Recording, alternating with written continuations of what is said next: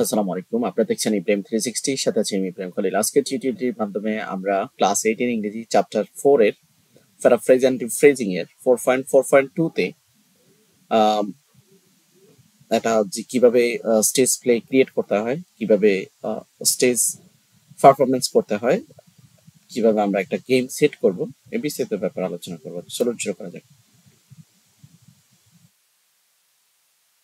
প্রথমে আমি ইনস্ট্রাকশনটা পড়ে নেই।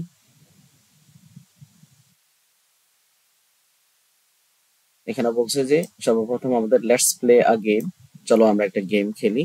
এখানে ইনস্ট্রাকশনস টু প্লে গেম।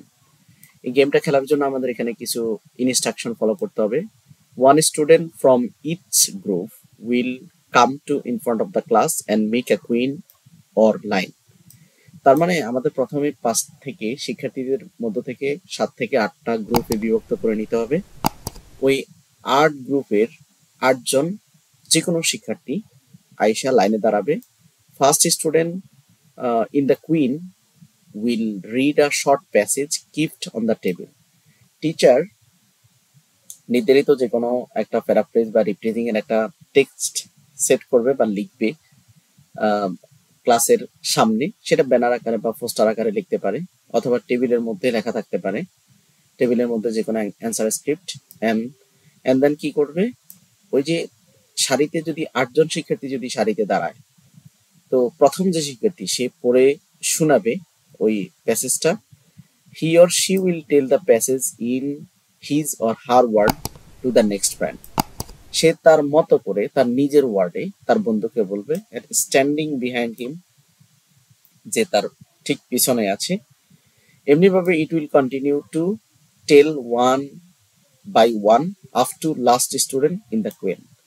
প্রথম একজন শিক্ষার্থী যে তথ্যটা বলবে সে দ্বিতীয় শিক্ষার্থীর কাছে বলবে, দ্বিতীয় শিক্ষার্থী তৃতীয় শিক্ষার্থীর কাছে বলবে, তৃতীয় শিক্ষার্থী চতুর্থ শিক্ষার্থীর কাছে বলবে, এভাবে বলতে থাকবে।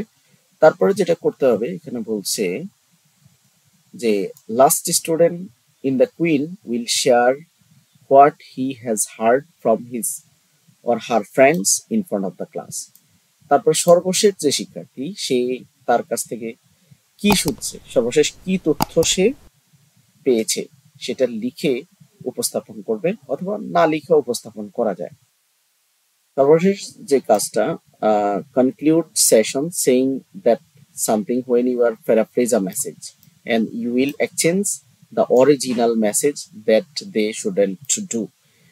তারা যেই প্যারাফ্রেজটা করবে সেটা আসলে একজ্যাক্ট হয়েছে কিনা, যথার্থ হয়েছে কিনা, সেটা আবার টিচার প্যারাফ্রেজ করে দিবে, সঠিক তথ্যটা তিনি শেয়ার করে দিবেন। ওকে, তো আমরা একটু দেখে নেই এই কাজটা কেমনে করব। আপাতত আমরা ধরে নিলাম এটা একটা ক্লাসরুম। এই ক্লাসরুমে আমি 4টা গ্রুপ করলাম। ধরে নেন আপনারা 8টা গ্রুপ করলেন। 8টা গ্রুপ থেকে আপনারা কি করলেন, যে প্রত্যেকটা গ্রুপ থেকে, এখানে 4টা গ্রুপ আছে দেখতে পাচ্ছেন, 4টা গ্রুপ থেকে 4 জন শিক্ষার্থীকে কি করলেন, ইনভাইট করলেন, বা ওটা স্টুডেন্টদের থেকে তারা নির্বাচন করবে কে আসবে ক্লাসের সামনে। তাইলে কি করতে হবে, কাম ওয়ান ফ্রম ইচ গ্রুপ, প্রত্যেকটা গ্রুপ থেকে একজন করে আসবে। তারা কি করবে, ক্লাসের সামনে এভাবে দাঁড়িয়ে যাবে, সারিবদ্ধভাবে তারা দাঁড়িয়ে যাবে। তারপরে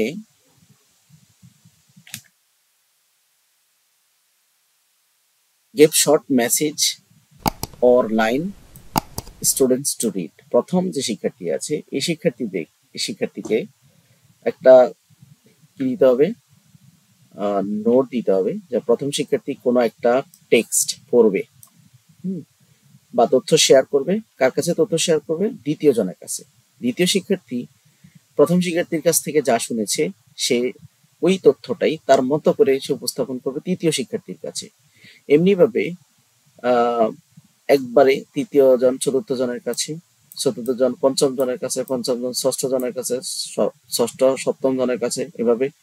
সর্বশেষ আমি ধরে নিলাম আপনি 8টা গ্রুপ করেছেন, আপনি 7 নাম্বার শিক্ষার্থী 8 নাম্বার শিক্ষার্থীর কাছে যা শুনেছে তখন সেটা বলবে, এবং সে ওই শিক্ষার্থী ওটা লিখবে, লিখে উপস্থাপন করবে।